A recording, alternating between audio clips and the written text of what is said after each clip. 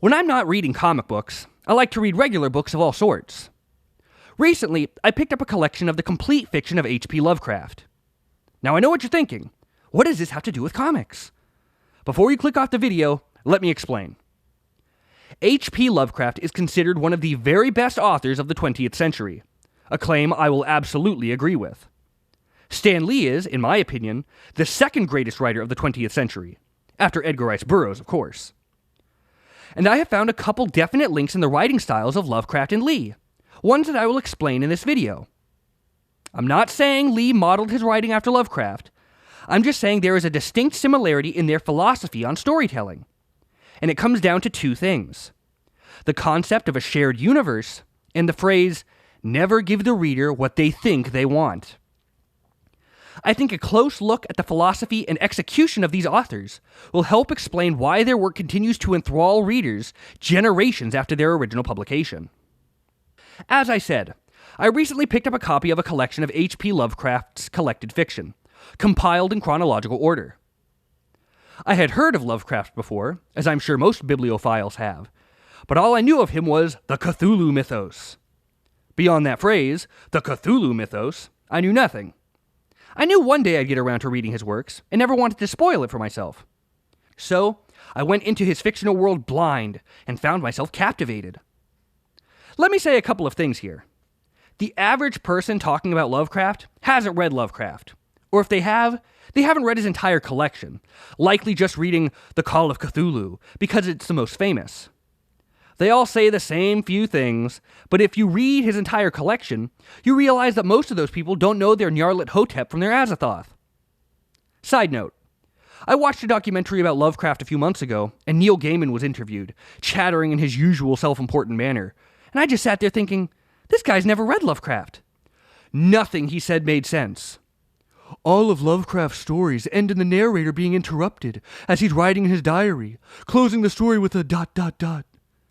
Seriously, never listen to Gaiman. He is a pompous know-nothing. If I'm going to be honest, it took me a couple months to read the collection. Normally I could finish a collection this size much quicker, but great googly moogly are these stories scary. Perhaps even scarier than Dracula. I definitely had to take breaks between certain tales, as it was a bit too much for me at times. I'm not ashamed to admit it. I'm not much of a horror guy, but a good story is a good story, and I'm a compulsive reader. During the course of my literary journey, I was astounded by something. Many characters, places, and objects could be found in multiple stories.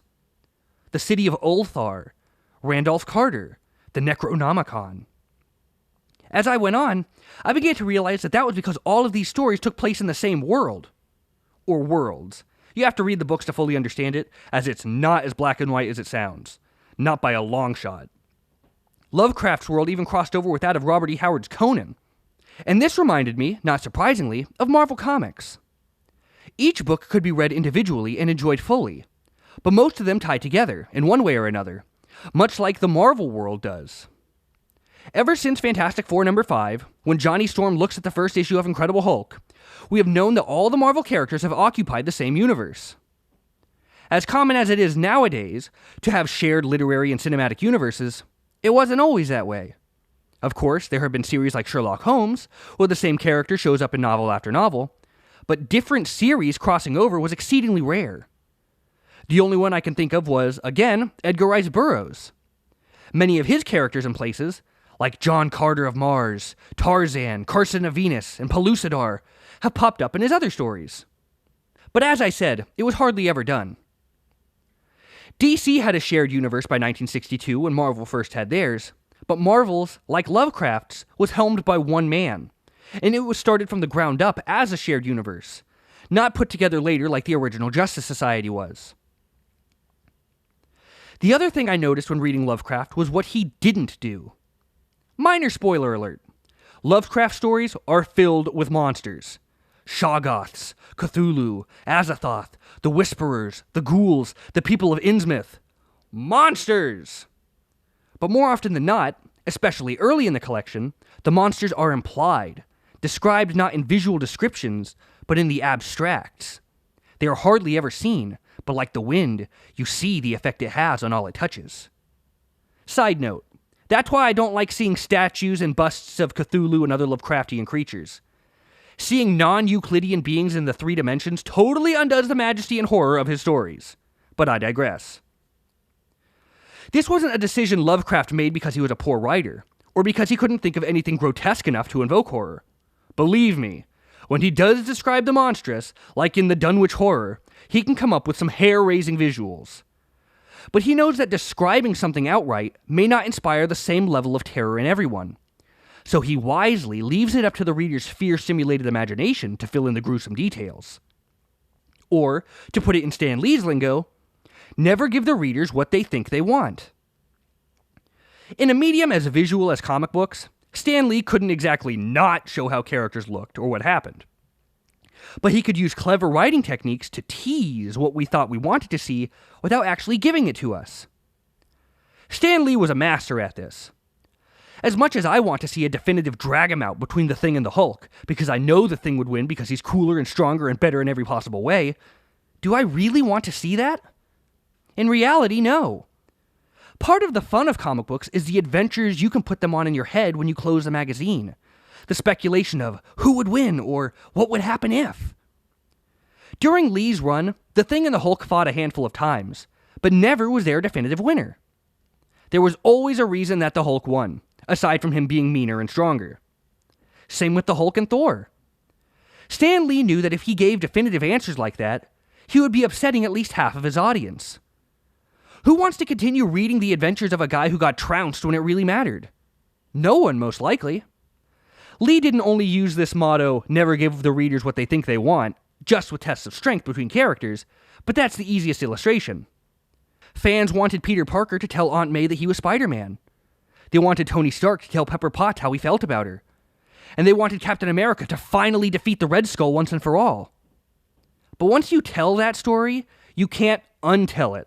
And that's not truly what the fans want.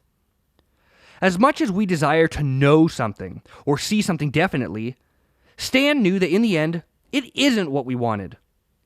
We thrive on the suspense, on the will they or won't they do this, that, and the other. The drama that unfolds but never fully resolves. That's why Marvel was so good when he was writing, and why the quality went down in the decades since he stopped. Certain writers took his mantra to heart, John Byrne being the best example. But other writers, chiefly Alan Moore and Frank Miller, just ruined everything by giving the reader exactly what they thought they wanted, which inspired a new generation to only write that way. But I don't want to get negative here. That's not what this video is about. Well-told stories in a cohesive, shared universe, and not giving the audience what they think they wanted, helped both Lee and Lovecraft create stories that will be read and cherished until the end of time. They gave people enough of what they wanted, but possessed the restraint not to give them everything they thought they wanted. And no matter how frustrating it might be in the moment not to have a definitive answer, you have to look back after finishing the story and say, no, they made the right choice. These guys really knew what they were doing. That's why they are masters of their craft, and why their worlds and tales will never be forgotten. To end this video, I'm going to turn back solely to Lovecraft. If you are interested in Lovecraft's fictional output, I highly, highly recommend picking up a collection of his complete works in chronological order. It really is all one big story, with each tale just working as a different chapter, and reading it out of order, or not all of it, leaves you missing out on this literary genius's literary genius. But if you don't want to commit to several dozen short stories and a couple novels, here were my favorites. Some are long, some are short, some are famous, and some are never ever mentioned, but these were my top favorites. In the Vault, The Shadow Out of Time, Pickman's Model, The Call of Cthulhu, The Thing on the Doorstep, The Color Out of Space, and what I believe is my personal favorite, The Whisperers in Darkness. Seriously, if you are into supernatural horror, or just good old-fashioned Victorian-style storytelling, treat yourself to these stories at the very least. Just don't read them at night. Well, it's America, you can do what you want. But when you find yourself staring at a fixed point in the ceiling, and you begin to hear the sounds of the stars, and then an unearthly dread creeps over you, don't say I didn't warn you. I thank you very much for listening. Until the next video,